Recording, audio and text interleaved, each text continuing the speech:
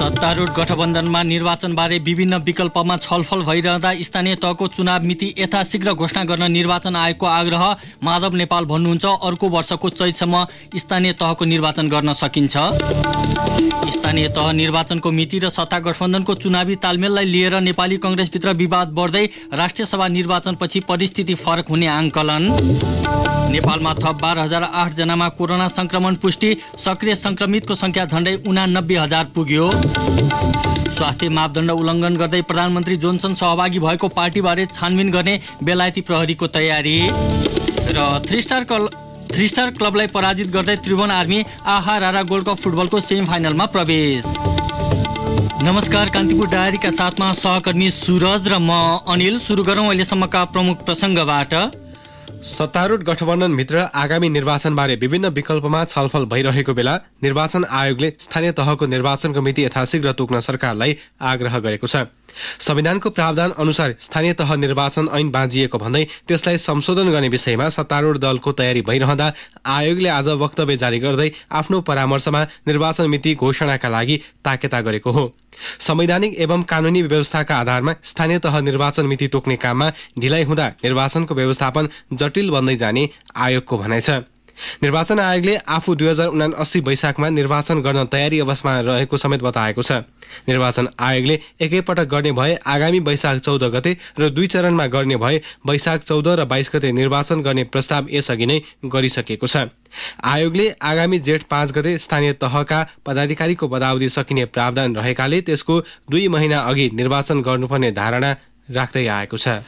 यसैबीच सत्तारूढ गठबन्धनका एक वरिष्ठ नेताले संविधानको प्रावधान अनुसार अर्को वर्षको चैतसम्म स्थानीय तहको निर्वाचन गर्न सकिने बताएका छन्। स्थानीय तहको निर्वाचन पछाडि धकेल्न खोजिएको भन्दै आलोचना भइरहेका बेला एकीकृत समाजवादीका अध्यक्ष माधव कुमार नेपालले स्थानीय तहको निर्वाचन अर्को वर्षको चैतभित्र गर्न मिल्ने तर्क गर्नुभएको हो।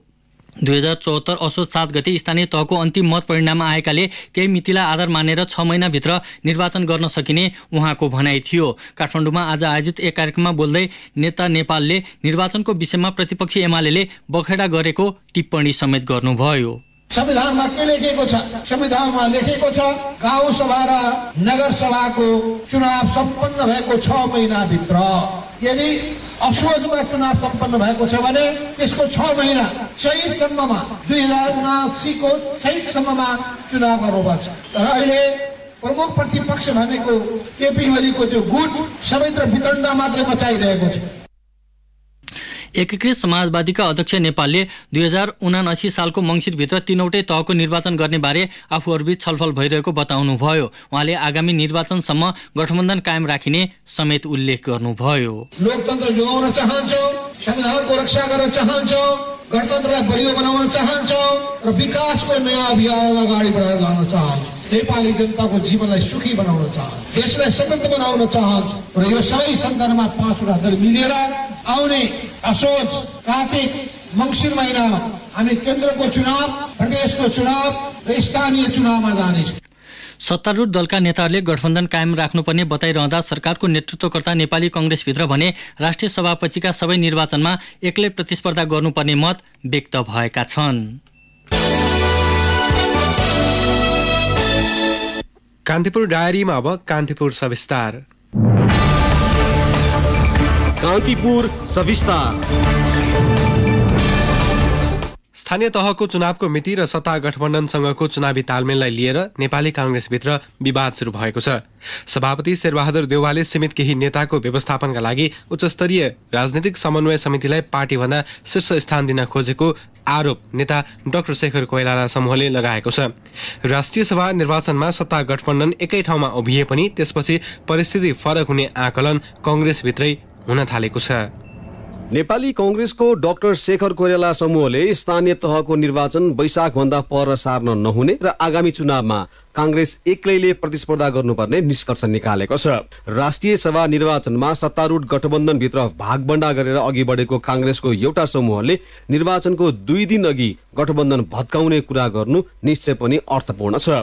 कांग्रेस नेता अर्जुन नरसिंह केसी विशिष्ट परिस्थितिमा बनेको गठबन्धनको दायित्व संविधानको रक्षा र सत्ता सञ्चालनमा मात्रै केन्द्रित गर्नुपर्नेमा उच्च स्तरीय राजनीतिक समन्वय समिति बनाएर पार्टीको भूमिका छायामा पार्न खोजेकाले सचेत मात्रै गराएको बताउनुहुन्छ। यो अहिलेको गठबन्धनको मूल उद्देश्य भनेको संस्थागत रूपबाट संवैधानिक संस्थाहरूलाई क्षतिक्षेप गर्दै नेपाली जनताको सर्वोच्चताको सार्वभौमिकताको प्रतिनिधि संस्था संसदलाई दुई चोटि समाप्त गर्ने जुन प्रयत्न भयो, त्यसले गर्दाखेरि यो निर्वाचित संस्थाहरूको निश्चित समयको निम्ति जीवन्तता र आवधिक निर्वाचनको सुनिश्चितता यसको लक्ष्य हो। त्यसकारण जो संविधानमै संशोधन हुनुपर्ने अथवा ऐन कानुनमा संशोधन हुने अथवा चाहिँ नि आगामी स्थानीय निर्वाचनको सम्बन्धमा छलफल गर्दा उच्च स्तरीय संयन्त्र के हो त्यो? त्यसले नेपाली कांग्रेस पार्टी उसको प्यारासाइड हो, उसको मुनिको संस्था हो। नेपाली कांग्रेसभित्र यो प्रवेश हुनुपर्छ र गम्भीर रूपले छलफल हुनुपर्छ भन्ने चाहिँ हाम्रो दृष्टिकोण हो। कांग्रेसभित्र आगामी निर्वाचन एक्लै र आफ्नै बलमा लड्नुपर्छ भन्ने मत बलियो बन्दै गएको छ।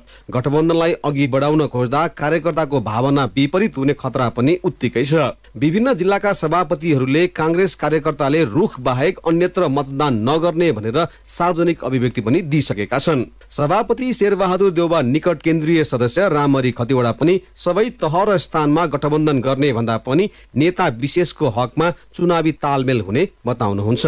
सिनियर नेताहरूलाई पार्लियामेन्टमा उपस्थित गराउनुपर्छ, जुनसुकै पोलिटिकल पार्टीका हुन्। हामी अछुतको राजनीति गर्दैनौँ र सबै पोलिटिकल पार्टीलाई बाइपास गरेर कांग्रेस मात्रै शासन सत्ताको बागडोर लिएर हिँड्दैन। सबै पोलिटिकल पार्टीलाई एक ठाउँमा लिएर हिँड्ने जिम्मेवारी पनि हाम्रो काँधमा आउँछ। सबै ठाउँमा गठबन्धन हुँदैन, केही ठाउँमा एउटा दुईटा ठाउँमा त्यस्ता सिनियर नेतालाई पर्यो भने सहयोग गर्ने वातावरण भयो भने त्यो बारेमा छलफल कांग्रेसले चलाएको छ। हिजो पनि केही ठाउँमा भएका थिए, भोलि पनि हुने सम्भावना जीवित छन्। तर सबै ठाउँमा स्थानीय तहको वडादेखि केन्द्रसम्म चाहिँ गठबन्धन एकीकृत भएर जाने सम्भावना छैन। काठमाडौँ कांग्रेसका सभापति सबुज बानिया लोकप्रियता र गठबन्धन प्रति नागरिकको आशा र भरोसामा धेरै कुरा निर्भर हुने बताउनुहुन्छ। गठबन्धनको गराई र भनाइमा एकरूपता आउन नसके राष्ट्रिय सभा निर्वाचनपछि परिस्थिति फरक हुने उहाँको बुझाइ छ।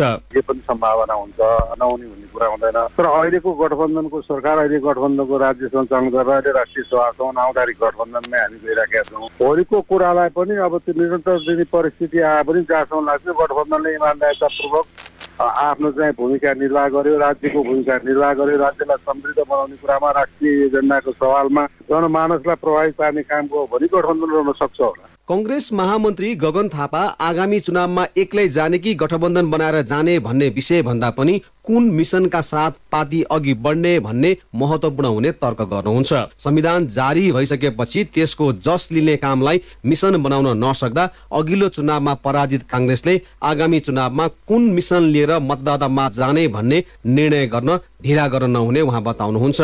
थापाका अनुसार मिसन सहित चुनावमा जाँदा कांग्रेस जहिले विजयी भएको छ। बीपी गोरालाको पालामा भन्दा पनि कांग्रेसले बढी मत ल्याएको, 2/3 बहुमत आएको त्यो बेला। 48 सालमा सबभन्दा बढी मत कांग्रेसले प्राप्त गरेको, जतिखेर दर्जनौं जिल्लामा कांग्रेसको संरचनाको आधारभूत कुरा पनि थिएन। किन कांग्रेसले भर्खर एउटा मिसन पूरा गरेर आएको थियो। गिरिजाप्रसाद कोइरालाको नेतृत्वमा जतिखेर कांग्रेसले 12 बुँदे समझदारी गरेर शान्ति प्रक्रियाको बाटो अगाडि जाँदै गर्दा निर्वाचन हामीहरू हारेका थियौँ। तर त्यो बेलामा निर्वाचन हार्दै गर्दा पनि कांग्रेसले आत्मविश्वास गुमाएको थिएन, किनकि कांग्रेससँग एउटा मिसन थियो। कांग्रेसले मिसन पूरा गरेको थियो। बन्दुक बोकेको माओवादीले हात जोड्न बाध्य बनाएको थियो, सहर लिएर आएको थियो, भोट माग्न लगाएको थियो, बुलेटबाट ब्यालेटमा लिएर आएको थियो। कांग्रेसमा त्यो आत्मविश्वास थियो। आजको दिनमा नेपाली कांग्रेसले त्यही एउटा मिसनको खोजी गर्नु परेको छ। थापाकै कुरामा सहमति जनाउने नेता अर्जुन नरसिंह केसी त्यसका लागि पार्टीभित्र छलफल हुनुपर्नेमा उच्च स्तरीय समितिका नाममा स्वेच्छाचारिता लाद्ने काम भएको गुनासो गर्नुहुन्छ। आम बुझाइ चाहिँ कांग्रेस एक्लै जानुपर्छ भन्ने नै हो। तर त्यसको निम्ति अब हामीले चाहिँ अधिवेशन त गर्यौं, त्यो 14औं अधिवेशन मेधा व्यवस्थापन मात्रै गर्यौं, नीतिगत कुनै छलफल हुन सकेन।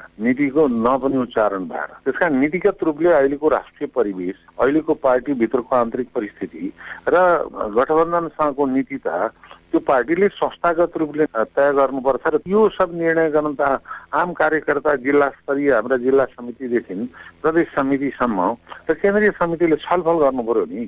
त्यहाँ संयन्त्रमा भाग लिने 2 जना नेताको ठेक्का हो नेपाली कांग्रेस। गठबन्धन सहित अघि बढे पनि र एक्लै होमिए पनि चुनावमा सबैभन्दा बढी आवश्यकता पर्ने भनेको पार्टीभित्रको आन्तरिक एकता हो, जुन पछिल्लो समय नेपाली कांग्रेसमा कमजोर हुन थालेको छ।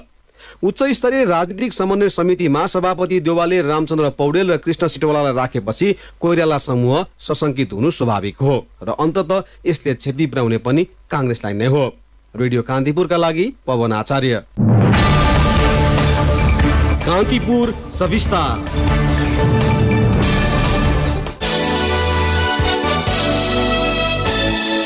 नेपालमा थप 12,008 जनामा कोरोना संक्रमण पुष्टि भएको छ। पीसीआर परीक्षणमा 9,432 र एन्टिजन परीक्षणमा 2,576 जनामा कोरोना संक्रमण पुष्टि भएको स्वास्थ्य तथा जनसङ्ख्या मन्त्रालयले जनाएको छ। पछिल्लो पटक 3,040 जना कोरोनाबाट संक्रमण मुक्त भएका छन्। त्यस्तै कोरोनाबाट थप 8 जनाको मृत्यु भएको मन्त्रालयले जनाएको छ। मन्त्रालयका अनुसार देशभर सक्रिय संक्रमितको संख्या 88,934 पुगेको छ। यसैबीच काठमाडौँको टेकु स्थित शुक्रराज ट्रपिकल तथा सरुवा रोग अस्पतालले कोरोना संक्रमण विरुद्धको खोप कार्यक्रम आजदेखि पुनः सञ्चालन गरेको छ। काठमाडौँ महानगरपालिकाको स्वास्थ्य शाखा तथा नेपाल रेडक्रस सोसाइटीबाट जनशक्ति व्यवस्थापन भएपछि अस्पतालमा खोप कार्यक्रम सुरु भएको हो। यसअघि खोप कार्यक्रममा सहभागी चिकित्सक तथा स्वास्थ्यकर्मी नै संक्रमित भएपछि अस्पतालले एक साताका लागि खोप कार्यक्रम स्थगित गर्ने निर्णय गरेको थियो। विश्व बैंकको वित्तीय सहयोगमा खरिद गरिएको 40 लाख मोडेर्ना खोप मध्ये 16,60,000 डोज आज नेपाल आइपुगेको छ।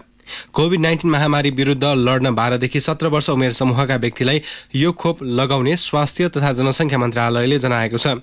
कोभ्याक्स अन्तर्गत कस्टर सेयर स्किममा विश्व बैंकले मोडेर्ना खोप खरिदमा वित्तीय सहयोग गरेको थियो। युरोपियन मेडिसिन एजेन्सी तथा बेलायतको medicine and health care product regulatory एजेन्सीबाट स्वीकृत मोडेर्ना खोप किशोरावस्थाका व्यक्तिहरूलाई लगाइनेछ। आगामी अप्रिल मध्यसम्ममा सबै नेपालीलाई कोभिड-19 विरुद्धको खोप लगाइसक्ने अभियानमा यसले महत्त्वपूर्ण योगदान पुर्याउने स्वास्थ्य मन्त्री विरोध खतिवडाले बताउनु भएको छ। यसै विश्व बैंकले कोभिड-19 विरुद्धको खोप कार्यक्रमका लागि अतिरिक्त सहायताका रूपमा 1 करोड 80 लाख अमेरिकी डलर बराबर रकम पनि स्वीकृत गरेको बैंकले मन्त्रालयले जनाएको छ। कान्तिपुर डायरीमा अब ब्रेकको पालो। कान्तिपुर डायरीमा अब बाँकी प्रसङ्ग। राष्ट्रिय प्रजातन्त्र पार्टीले भोलि हुने राष्ट्रिय सभाको निर्वाचनमा प्रदेश 1 मा मात्र सहभागी हुने निर्णय गरेको छ। राप्रपाको केन्द्रीय पदाधिकारी बैठकले पार्टीको तर्फबाट उम्मेद्वार रहेकाले प्रदेश 1 को निर्वाचनमा मात्र मतदान गर्ने निर्णय गरेको हो। प्रदेश 1 मा राप्रपाबाट अमरबहादुर बिष्ट र रन्जु प्याकुरेलको उम्मेदवारी परेको छ। अन्य प्रदेशमा पार्टीका उम्मेद्वार नभएकाले मतदानमा सहभागी नहुन निर्देशन दिएको महामन्त्री भुवन पाठकद्वारा जारी विज्ञप्तिमा उल्लेख छ। राप्रपा र एमाले बीच प्रदेश 1 मा चुनावी तालमेल हुने भनिए पनि अन्तिम समयमा आएर सफल हुन नसकेपछि राप्रपाले एक्लै प्रतिस्पर्धा गर्ने भएको हो। यसैबीच विवेकशील साझा पार्टीले बागमती प्रदेशमा हुने राष्ट्रिय सभाको निर्वाचनमा सहभागी नहुने निर्णय गरेको छ। राष्ट्रिय सभा चुनावका लागि सबै तयारी पूरा भएको निर्वाचन आयोगले जनाएको छ। सबै प्रदेशका केन्द्रमा मतदानका लागि मतपत्रका साथै बुथको तयारी, मतदान स्थल निर्माण लगायत काम सकिएको आयोगले बताएको छ।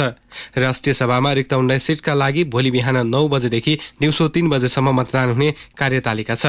राष्ट्रिय सभा सदस्य निर्वाचनमा सत्ता गठबन्धन र प्रमुख प्रतिपक्षी एमाले बीच मुख्य प्रतिस्पर्धा हुने देखिएको छ।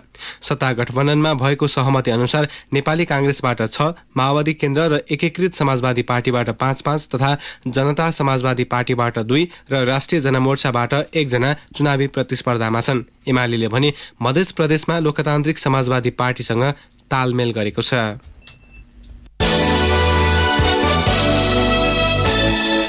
कोरोनाबाट संक्रमित भएका एमाले अध्यक्ष एवं पूर्व प्रधानमन्त्री केपी शर्मा ओलीको स्वास्थ्य अवस्था सामान्य रहेको सो पार्टीले जनाएको छ। एमाले पार्टी कार्यालयका सचिव भीष्म अधिकारीद्वारा जारी गरिएको विज्ञप्तिमा अध्यक्ष ओली केही दिनबाट बालकोट स्थित आफ्नै निवासमा आराम गरिरहनु भएको उल्लेख गरिएको छ। अध्यक्ष ओलीको स्वास्थ्य लाभको कामना गर्ने सबैप्रति एमाले आभार समेत प्रकट गरेको छ।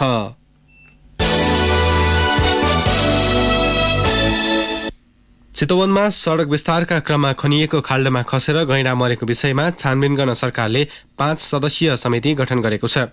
गैंडा मरेको घटनाका सम्बन्धमा छानबिन गर्न वन तथा वातावरण मन्त्रालयले वन तथा भू संरक्षण विभागका उपमहानिर्देशक राजेन्द्र केसीको संयोजकत्वमा गठन गरेको समितिलाई घटनाबारे छानबिन गरी 10 दिनभित्र मन्त्रालयमा प्रतिवेदन पेश गर्न निर्देशन दिइएको छ।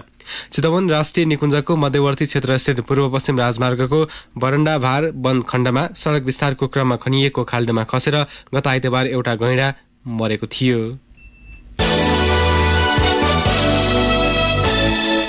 नेपालले भ्रष्टाचार नियन्त्रणमा प्रगति गर्न नसकेको ट्रान्सपरेन्सी इन्टरनेसनलले औँल्याएको छ। सो संस्थाद्वारा जारी गरिएको सन् 2021 को भ्रष्टाचार सम्बन्धी सूचकाङ्कमा नेपाल गत वर्षकै स्थानमा रहेको छ। 6वटा संस्थाद्वारा गरिएका सर्वेक्षणका आधारमा नेपाल 117औं स्थानमा छ। नेपालको स्थिति दक्षिण एसियाका मुलुकहरूमा भुटान, मालदिव्स, भारत र श्रीलङ्का पछिको 5औं स्थानमा छ। यस वर्षको सूचकाङ्कमा समावेश 180 देशमध्ये डेनमार्क, फिनल्यान्ड र न्युजिल्यान्ड सबैभन्दा कम भ्रष्टाचार हुने मुलुक भएका छन् भने दक्षिणी सुडान सबैभन्दा बढी भ्रष्टाचार हुने मुलुकको रूपमा सूचीकृत भएको छ।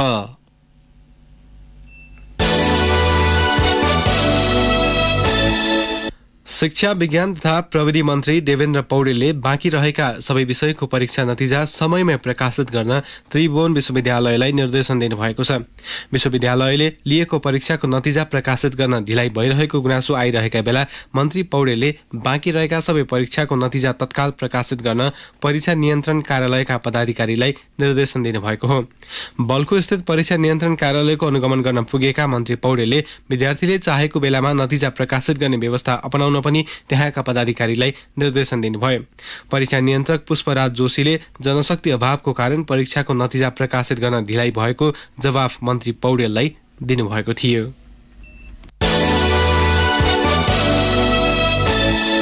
कान्तिपुर डायरीमा अब जुम्ला डायरीको पालो।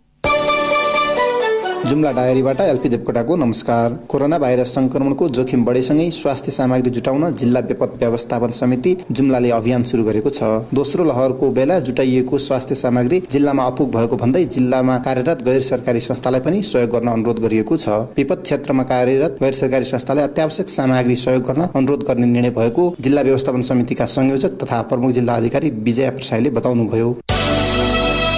जुम्लाको एकमात्र चन्दनाथ नगरपालिकाले स्थापनाको 8 वर्षपछि मात्र नगर प्रहरी भर्ना खोलेको छ। नगरपालिकाले 5 प्रहरी भर्ना खुल्ला दरखास्त आह्वान गरेको हो। नगर प्रहरी कार्यविधि 2077 अनुसार नगर प्रहरी भर्नाका लागि दरखास्त आह्वान गरिएको प्रमुख प्रशासकीय अधिकारी क्षेत्र बहादुर बुढाथापाले जानकारी दिनुभयो। नगर प्रहरी कार्यविधि 2077 अनुसार काम कर्तव्य तोकिएको छ। नगर सुरक्षा गर्ने, सवारी साधनको पार्किङ व्यवस्थापन गर्ने, सवारी साधन पार्किङको शुल्क सङ्कलन गर्ने र नगर सरसफाइको व्यवस्थापन गर्ने नगर प्रहरीको काम कर्तव्य र जिम्मेवारी रहने नगरपालिकाले जनाएको छ। जुम्लाका सबै स्थानीय तहले स्थानीय पाठ्यक्रम तयार पारे पनि विद्यार्थीले पढ्न नसक्ने समस्या देखिएको छ। स्थानीय तहले पाठ्यक्रम तयार पारे पनि त्यसका आधारमा पाठ्यपुस्तक तयार नगर्दा विद्यार्थीहरूले रुचि नदेखाएका हुन्। संघीय व्यवस्था सुरु भएपछि स्थानीय सरकारले आफ्नो क्षेत्रभित्रका विद्यालयमा लागू गर्न स्थानीय पाठ्यक्रम तयार पारिसकेका छन्। कर्णाली स्वास्थ्य विज्ञान प्रतिष्ठान शिक्षण अस्पतालका स्वास्थ्य कर्मीमा कोरोना संक्रमण देखिएपछि सेवा प्रभावित भएको छ। स्वास्थ्य कर्मीलाई नै कोरोना संक्रमण देखिएपछि सदरमुकाममा त्रास समेत बढेको छ। प्रमुख जिल्ला अधिकारी विजय प्रसाईले सेवा प्रभावित हुन नदिन थप रणनीति अपनाइने बताउनुभयो। हवस् त जुम्ला डायरी आजलाई यति नै। एलपी देवकोटालाई बिदा दिनुहोस्। नमस्कार। जुम्ला डायरीपछि कान्तिपुर डायरीमा पुनः ब्रेकको पालो। कान्तिपुर डायरीमा आर्थिक समाचार। नेपालको आर्थिक विकासका लागि जापान सरकारले 10 अर्ब 47 करोड रुपैयाँ बराबर सहुलियतपूर्ण ऋण उपलब्ध गराएको छ। सो ऋण सम्झौतामा अर्थ सचिव मधुकुमार मरासिनी र नेपालका लागि जापानका राजदूत किकुता युताले हस्ताक्षर गर्नुभयो। आर्थिक विकासका लागि नेपाल सरकारले अवलम्बन गरेका नीति तथा कार्यक्रमको प्रभावकारी कार्यान्वयनका लागि सो ऋण लिइएको अर्थ मन्त्रालयले जनाएको छ। कोभिड-19 महामारीले नेपालको आर्थिक वृद्धि दर मात्र नभई समग्र क्षेत्रमा पारेको प्रभावलाई कम गर्न सो ऋण सहायता परिचालन गरिने अर्थ मन्त्रालयले जनाएको छ। त्यस्तै महामारीबाट प्रभावित नेपालको अर्थतन्त्र उकास्न आर्थिक सहयोग मात्र नभई भ्याक्सिन लगायत मेडिकल सामग्री र अन्तर्राष्ट्रिय सहयोग निकाय नियोगबाट हुने सहयोगमा निरन्तरता दिइने जापानले प्रतिबद्धता जनाएको छ। अर्थ मन्त्रालयले अर्थतन्त्रमा पछिल्लो समय केही चाप रहे पनि खराब अवस्थामा पुगि नसकेको बताएको छ। 7.11% मूल्य वृद्धि, 8 खर्ब 80 अर्बको व्यापार घाटा, रेमिट्यान्समा गिरावट आएकाले अर्थतन्त्रमा केही चाप बढेको मन्त्रालयको भनाइ छ। 70औं भन्सार दिवसको अवसरमा आज आयोजित कार्यक्रममा अर्थ सचिव मधु मरासिनीले कोभिड-19 को दोस्रो लहरपछि आर्थिक गतिविधि स्वाभाविक रूपमा चलायमान हुन खोजेकाले अर्थतन्त्रमा केही चाप देखिएको बताउनु भएको हो। विदेशी विनिमय सञ्चित केही घटे पनि कम्तीमा 6 महिनालाई आयात धान्न सकिने अवस्थामा रहेकाले आत्तिनु नपर्ने उहाँको भनाइ थियो। वाणिज्य बैंकहरूको नाफा 10% वृद्धि भएको छ। चालु आर्थिक वर्षको पहिलो 6 महिनामा विभिन्न 26 वटा वाणिज्य बैंकले कुल 33 अर्ब 46 करोड रुपैयाँ खुद नाफा कमाएका छन्। वाणिज्य बैंकहरूले सार्वजनिक गरेको दोस्रो त्रैमासिक वित्तीय विवरण अनुसार गत वर्षको यसै अवधिको तुलनामा नाफा 10% बढेको हो। गत वर्षको 6 महिनामा यी बैंकले 30 अर्ब 41 करोड रुपैयाँ कमाएका थिए। चालु आर्थिक वर्षको 6 महिनामा ग्लोबल आइएमई ब्याङ्कले सबैभन्दा धेरै 2 अर्ब 66 करोड रुपैयाँ खुद नाफा कमाएको छ। सो बैंकको नाफा गत वर्षको यसै अवधिमा 2 अर्ब 31 करोड रुपैयाँ थियो। बैंकहरूले सार्वजनिक गरेको वित्तीय विवरण अनुसार प्राइम कमर्सियल, प्रभु कुमारी, एभरेस्ट, नेपाल बङ्गलादेश र सनराइज गरी 6 वटा बैंकको नाफा घटेको छ। हिमालयन बैंकले भने वित्तीय विवरण सार्वजनिक गरेको छैन। धितोपत्र बजार लगातार तेस्रो कारोबारको दिन आज पनि ओह्रालो लागेको छ। शेयर कारोबार मापक नेप्से परिसूचक आज 5.59 अङ्कले घटेर 2815.6 बिन्दुमा पुगेको छ। यसअघि नेप्से कारोबारको पहिलो दिन आइतबार 10 र दोस्रो दिन हिजो करिब 100 अङ्कले घटेको थियो। नेप्सेसँगै कारोबार रकममा पनि अघिल्लो दिनको तुलनामा भारी गिरावट आएको छ। नेप्सेमा आज कुल 229 कम्पनीका 72,000 कारोबारबाट 97,84,000 किता शेयर किनबेच भएका छन्, जस अन्तर्गत 5 अर्ब 39 करोड 56 लाख रुपियाँ बराबरको कारोबार भएको छ। त्यस्तै नेप्सेमा आज जीवन बिमा बाहेक बाँकी सबै उपसमूहको परिसूचक ओह्रालो लागेको छ। अब अन्तर्राष्ट्रिय समाचार। कोरोना संक्रमण नियन्त्रणका लागि जारी गरिएको प्रतिबन्धका बीच पार्टीमा प्रधानमन्त्री बोरिस जोन्सन सहभागी भएपछि आलोचना भइरहेको बेला बेलायती प्रहरीले सो पार्टीबारे छानबिन गर्ने भएको छ। पहिलो लकडाउनको समयमा डाउनिङ स्ट्रिटमा आफ्नो जन्मदिनमा आयोजित पार्टीमा प्रधानमन्त्री बोरिस जोन्सन सहभागी हुनुभएको थियो। सो विषयलाई लिएर आलोचना भएपछि प्रधानमन्त्री स्वयंले बेलायती संसदलाई सम्बोधन गर्ने क्रममा सन् 2020 को मे 20 मा आफू पार्टीमा सहभागी भएकोमा माफी माग्नु भएको छ। त्यस्तै अर्को एक पार्टीमा प्रधानमन्त्री जोन्सन आफ्ना कर्मचारी सहित वाइन सहित बसिरहेको तस्विर समेत सार्वजनिक भएको थियो। दक्षिण अफ्रिकाबाट नेदरल्यान्ड पुगेको एक विमानको पाङ्ग्रामा लुकेर बसेका 22 वर्षीय युवक केन्याको नागरिक भएको खुलेको छ। ती व्यक्तिलाई नेदरल्यान्ड्सका प्रहरीले विमानस्थलमा जीवितै फेला पारेको अन्तर्राष्ट्रिय सञ्चार माध्यमहरूले जनाएका छन्। झण्डै 11 घण्टाको उडानमा रहेको कार्गो विमान केन्याको राजधानी नैरोबीमा केही समयका लागि रोकिएको थियो। केन्याका ती युवा कहाँबाट विमानको पाङ्ग्रामा लुक्न गएका थिए भन्नेबारे अनुसन्धान भइरहेको डच प्रहरीले जनाएको छ। विमान आकाशमा निकै माथि पुगेको अवस्थामा अक्सिजनको मात्रा कम हुँदा मानिसको मृत्यु हुने गरेकोमा ती युवक कसरी जीवितै रहे भन्ने विषयलाई अनौठो मानिएको छ। प्रहरीले नियन्त्रणमा लिएपछि ती युवकले आफू नेदरल्यान्डमै शरण लिन इच्छुक रहेको बताएका छन्।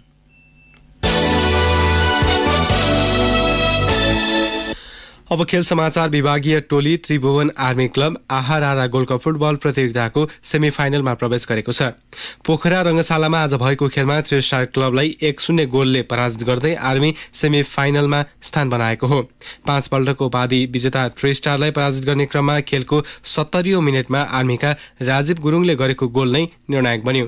आर्मीले फाइनल प्रवेशको लागि पर्सि बिहिबार मनाङ मर्साङ्गी क्लबसँग प्रतिस्पर्धा गर्नेछ। भोलि हुने पहिलो सेमिफाइनलमा विभागीय टोली सशस्त्र प्रहरीको एपीएफ र मच्छिन्द्र फुटबल क्लब बीच प्रतिस्पर्धा हुनेछ। आयोजक सहारा क्लबले भोलिदेखि भने पोखरा रङ्गशालामा दर्शकका लागि प्रवेश खुला गर्ने भएको छ। स्वास्थ्यका मापदण्ड अपनाएर रङ्गशालाको 1/3 सिटका लागि टिकट बिक्री गरिने क्लबका अध्यक्ष हरिराम गुरुङले बताउनुभयो। क्वार्टर फाइनलका खेलसम्म भने आयोजक, प्रायोजक, अफिसियल र सञ्चारकर्मीलाई मात्रै प्रवेश दिइएको थियो। ब्याडमिन्टनकी राष्ट्रिय च्याम्पियन रसिला महर्जन विश्व वरियतामा जुनियर महिलातर्फ 7औं स्थानमा उक्लिएकी छन्। विश्व ब्याडमिन्टन महासंघले प्रकाशित गरेको विश्व वरियतामा महर्जन जुनियर महिला युगलतर्फ 7औं स्थानमा पुग्न सफल भएकी हुन्। रसिला विश्व महिला जुनियरतर्फ उच्च स्थानमा पुग्ने पहिलो नेपाली महिला खेलाडी भएकी छन्। विश्व ब्याडमिन्टन महासंघले हालै प्रकाशित गरेको वरियतामा नेपालका प्रिन्स दाल पुरुष जुनियर एकलतर्फ शीर्ष स्थानमा रहन सफल भएका थिए। नेपाल ब्याडमिन्टन संघले एक विज्ञप्ति जारी गर्दै विश्व ब्याडमिन्टनको महिला जुनियरतर्फ उच्च स्थानमा पुग्न सफल भएकोमा महर्जनलाई बधाई दिएको छ। त्यस्तै संघले खेलाडीको स्तरलाई कायम राख्न र अन्य खेलाडीको स्तर उकास्नका लागि सधैँ अग्रसर रहने समेत बताएको छ। हवस् त कान्तिपुर डायरीका आजका सम्पूर्ण बुलेटिन यही नै सकिन्छ। भोलि बिहान 6:30 बजे हामी हाम्रो नियमित बुलेटिनका साथ आउने नै छौँ। तबसम्मका लागि सहकर्मी सुरज र म अनिल आज्ञा माग्छौँ। नमस्ते, शुभरात्रि।